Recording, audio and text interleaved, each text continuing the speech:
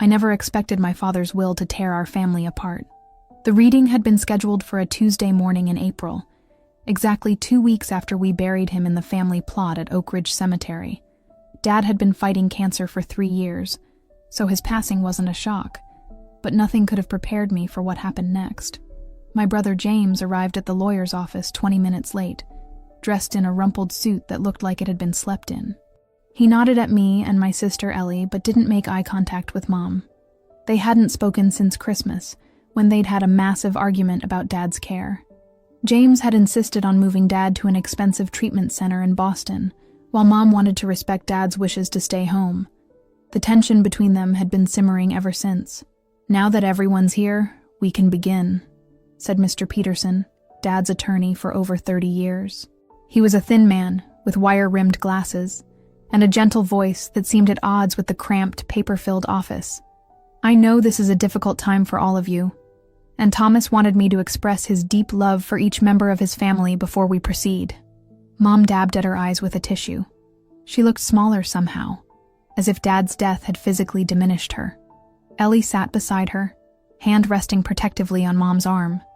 I sat across from them, next to James, who was checking his phone under the table. Mr. Peterson cleared his throat and began reading. "I, Thomas Edward Matthews, being of sound mind and memory, do hereby make, publish, and declare this to be my last will and testament." The standard legal language washed over us until Mr. Peterson reached the part about the distribution of assets. Dad had left the family home to Mom, which was expected.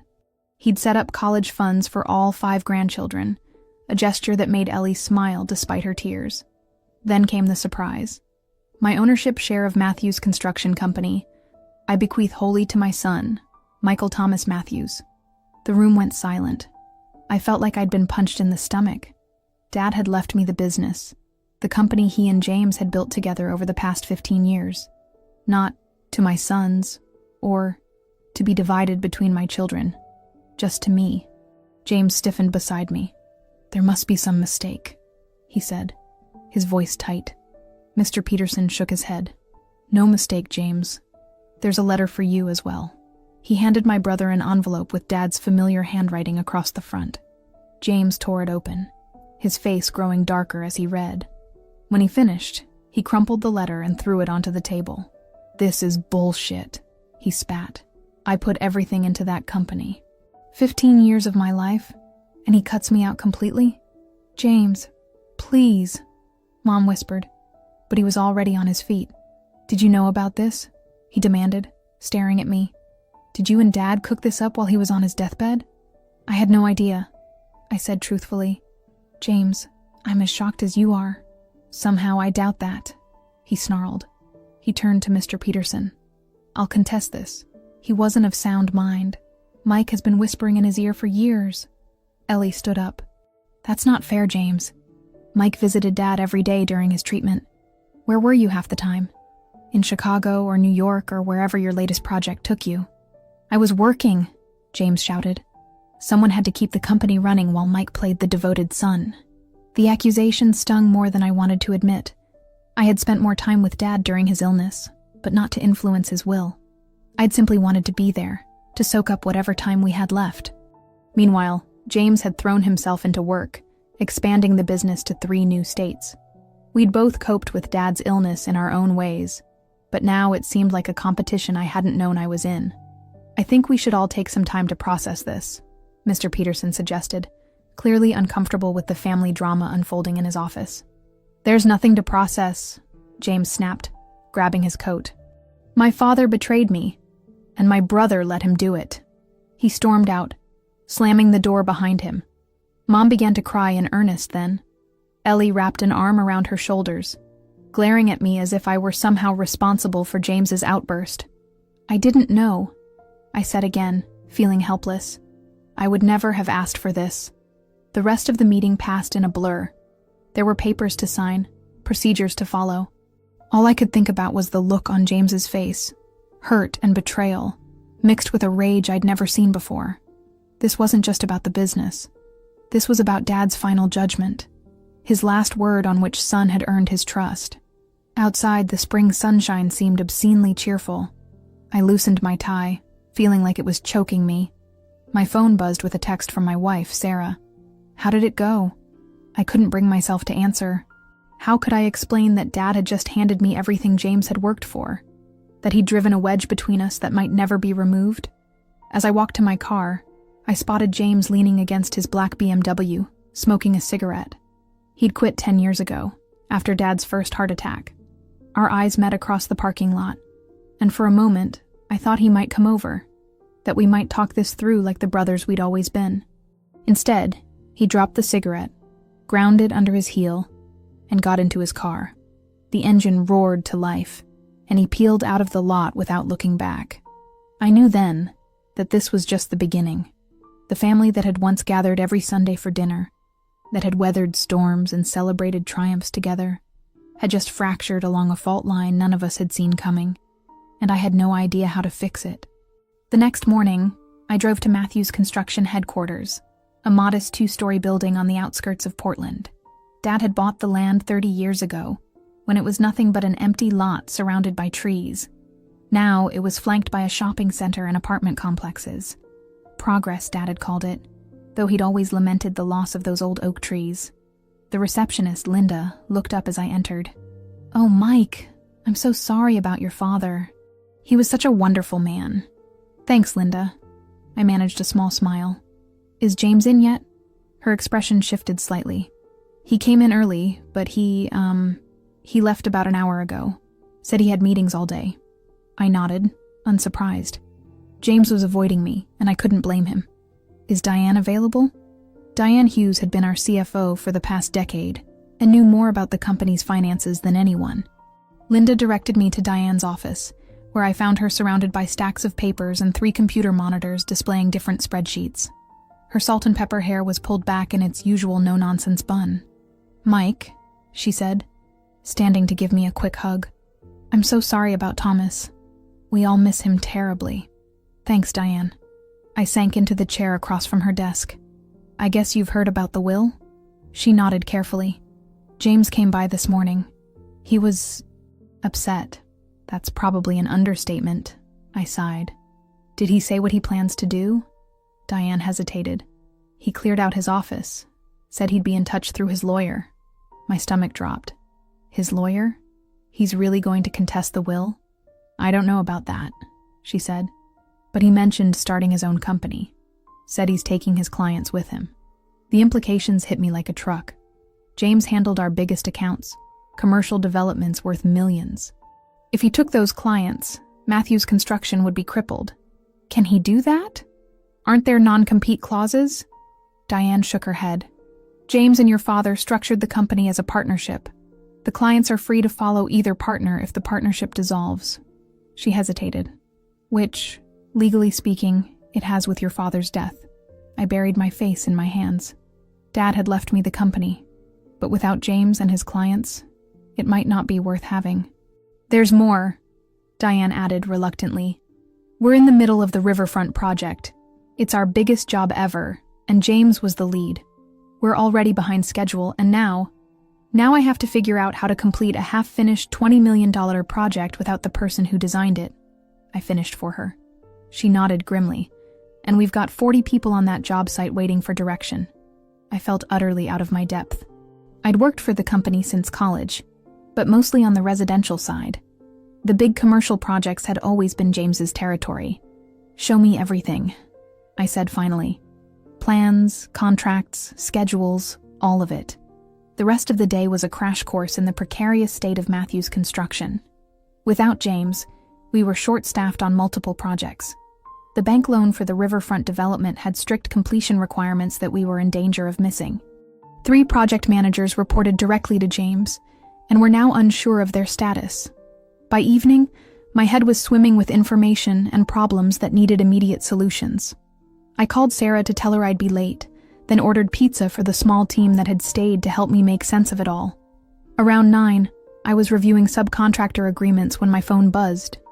It was a text from Ellie. "Mom's not doing well. She's asking for you and James." "Where are you?" Guilt flooded through me. I'd been so caught up in the company crisis that I hadn't checked on Mom all day. "I'll be there in 20 minutes," I texted back. Have you heard from James? No, I've called him a dozen times. I thank the team for their help and promise to continue in the morning.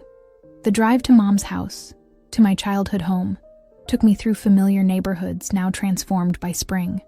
Cherry blossoms lined the streets, their pale pink petals drifting down like snow in the evening breeze.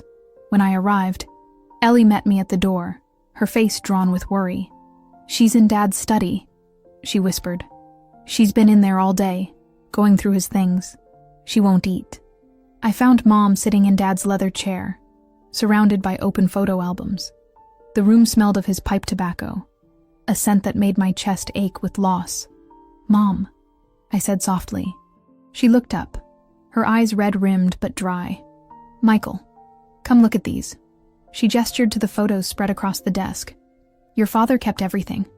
Every school picture, every Christmas morning, every family vacation." I pulled up a chair beside her. The photos chronicled our family history. James and me as gap-toothed kids building a treehouse with Dad, Ellie's ballet recitals, family camping trips to Lake Champlain, Dad and James breaking ground on their first major commercial project, my wedding to Sarah, James and his ex-wife Catherine on their wedding day. "He was so proud of you boys," Mom said, tracing a photo of James and me flanking Dad at the company's 20th anniversary party. "But especially of how you worked together. He always said his greatest achievement was raising sons who were also best friends." The words were like a knife to my heart. James and I had been best friends once. Growing up, we'd been inseparable despite the 3-year age gap. When had that changed? Maybe when I went to architecture school instead of joining the company right away. Or when James's marriage to Catherine fell apart, and he'd thrown himself completely into work. "He shouldn't have done it," Mom said suddenly, her voice firmer than it had been all day. "Your father made a terrible mistake with that will." I couldn't disagree. "I know, Mom. I don't understand why he did it. He thought he was doing the right thing," she said with a sigh. "You know how stubborn he could be once he made up his mind." "Did he tell you what he was planning?" She shook her head. "Not explicitly, but a few months ago he mentioned being worried about James. Said he was taking too many risks, expanding too quickly. He was concerned about the company's stability." That sounded like Dad.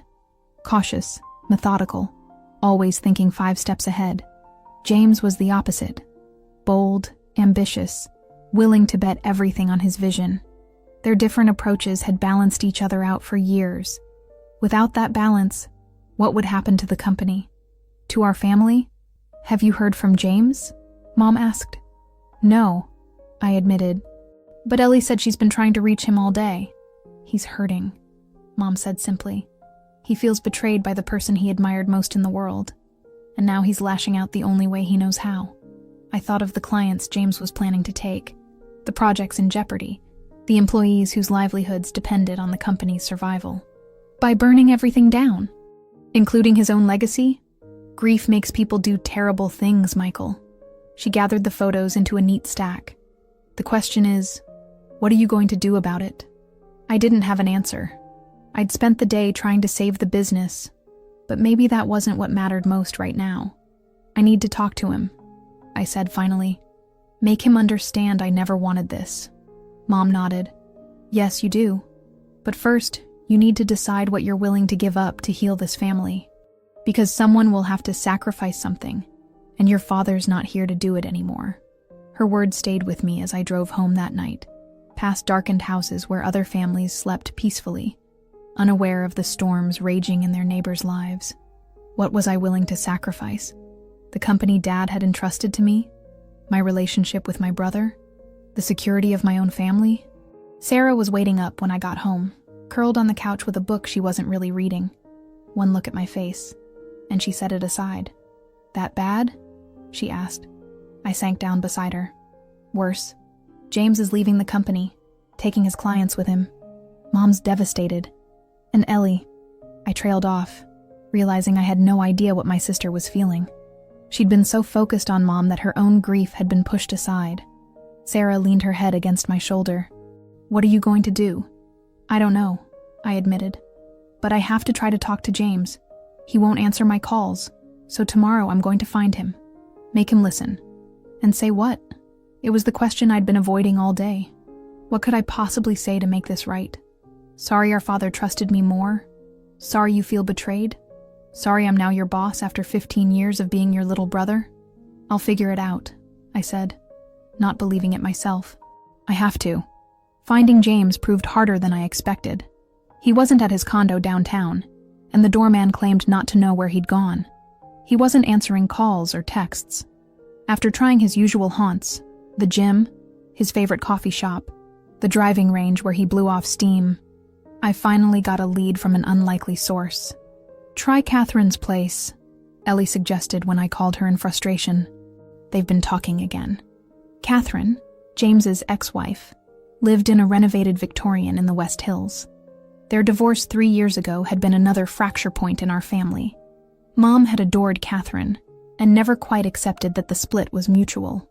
I hadn't spoken to her since the divorce was finalized, and I felt awkward pulling into her driveway unannounced. She answered on the second knock, surprise flickering across her face before her expression settled into something more guarded. Catherine had always been elegant, with dark hair and the kind of poise that made you stand up straighter in her presence. "Mike," she said, "I'm sorry about your father." "Thanks, Catherine. Is James here? I really need to talk to him." She hesitated, then stepped back to let me in. "He's in the backyard. He's been helping me with some landscaping." She gave me a meaningful look. "He's not in a great place right now." The backyard had been transformed since I'd last seen it. What had once been an overgrown mess was now a terraced garden with stone steps and a small koi pond. James was kneeling by a flower bed, digging with the focused intensity he brought to everything. He'd traded his usual business attire for jeans and a t-shirt streaked with dirt. He looked up as the gate creaked, his expression hardening when he saw me. "How'd you find me?" "Ellie guessed," I said, approaching cautiously. "You haven't been answering your phone."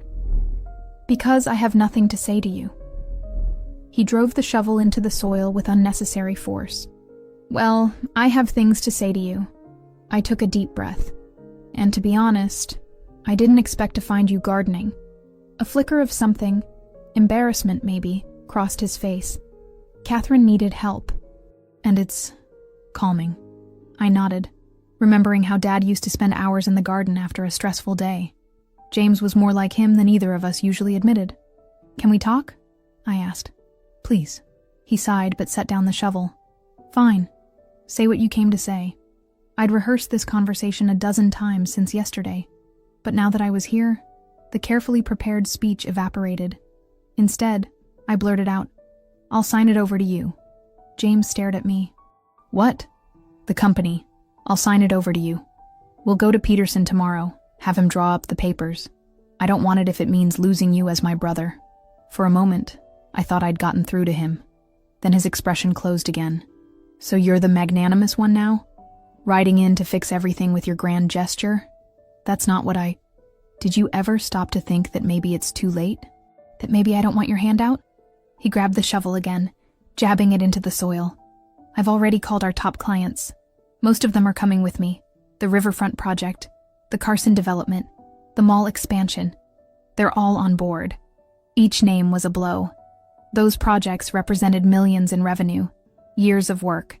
"You're trying to destroy the company Dad built? That we built together?" "No, Mike. I'm building something new. Something that's mine." He straightened up, wiping sweat from his brow. "Dad made his choice. Now I'm making mine. And what about the 40 people who work for us? The families that depend on those paychecks? Are you taking all of them with you too?" A flash of guilt crossed his face. "I've offered positions to the key personnel." "The key personnel," I repeated. "But not Linda, who's been our receptionist for 20 years.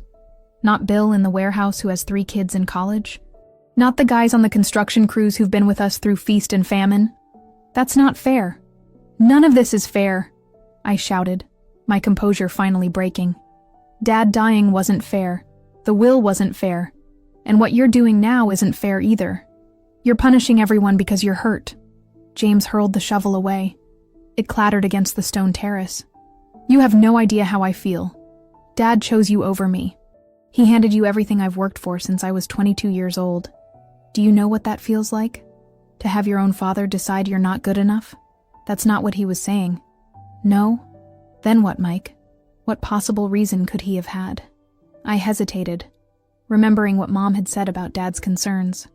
I think he was worried about the direction you were taking the company, the rapid expansion, the risky investments. James laughed bitterly. Those risky investments tripled our revenue in 5 years.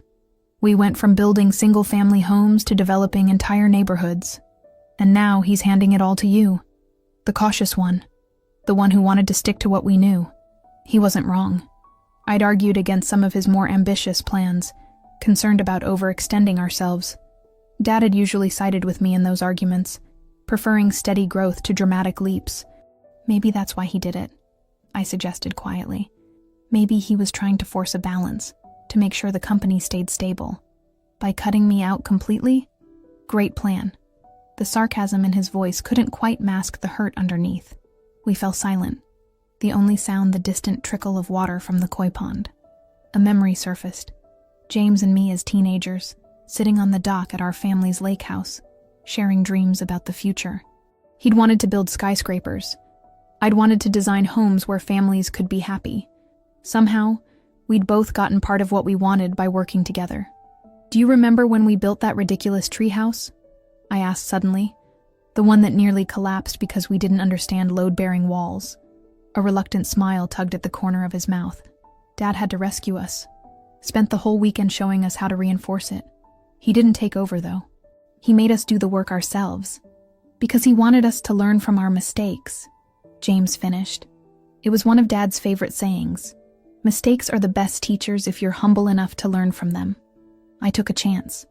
I think maybe he made a mistake with the will, James. But he's not here to fix it. We have to do that ourselves. James shook his head, but with less anger than before. I'm not coming back, Mike. I can't work for my little brother. I just can't. Then let's find another way, I urged. A new partnership. Something that honors what Dad built but gives us both what we need. Before he could answer, the gate opened, and Catherine appeared with a tray holding 3 glasses of iced tea. I thought you both could use a break, she said, her tone making it clear this wasn't a suggestion. We took our drinks and sat at the small table on the terrace. Catherine had always been good at creating moments of calm in the chaos of our family dynamics. Have you told him your idea yet? She asked James. He shot her an annoyed look. I was getting to it. She raised an eyebrow but didn't push. What idea? I asked, looking between them. James sighed, rolling his glass between his palms. I've been thinking about a way forward. One that doesn't involve lawsuits or destroying Dad's legacy. He paused. What if we split the company? Not competitors, but 2 complementary businesses. You take residential, I take commercial. We share resources, office space, equipment, but each of us has autonomy over our division. It wasn't what I'd expected. Like sister companies? He nodded. Matthews Residential and Matthews Commercial. Separate but connected. We could even create a holding company to maintain the family ownership structure Dad wanted. The idea had potential. It would allow James the independence he craved while preserving the core of what Dad had built. And it acknowledged our different strengths. My attention to detail and connection with homeowners. James's vision and skill with large-scale projects. It would be complicated, I said slowly. Legally, financially. Diane could help us figure it out, James suggested, referencing our CFO. And it would give the employees stability. Catherine spoke up. I think Thomas would have approved. He always said you 2 were stronger together, even when you were pulling in different directions. I tried to imagine what Dad would say if he could see us now, sitting at his former daughter-in-law's garden table, trying to undo the damage his final decision had caused. Would he be disappointed that we weren't following his wishes exactly? Or proud that we were finding our own solution? We'd need to work out a lot of details, I said finally. Ownership percentages, profit sharing, client allocation. So you're open to it? James asked, a hint of his old enthusiasm breaking through. I'm open to anything that keeps us from destroying each other and the company Dad loved. I met his gaze directly. But I need to know we're doing this as brothers first, business partners second. No more storming out, no more ignoring calls. We talk through our problems, even when it's hard. James was quiet for a long moment. I was so angry, he admitted finally. Not just about the will, but about everything. About Dad dying before we could fix things between us. About you getting to be there with him at the end while I was stuck in Chicago closing a deal he never wanted. The raw pain in his voice made my chest ache. He was proud of you, James. Even when he disagreed with your methods, he never stopped believing in you. I wish I could believe that. Catherine reached across the table and squeezed his hand. I was there the day Thomas came to ask about the divorce, she said softly.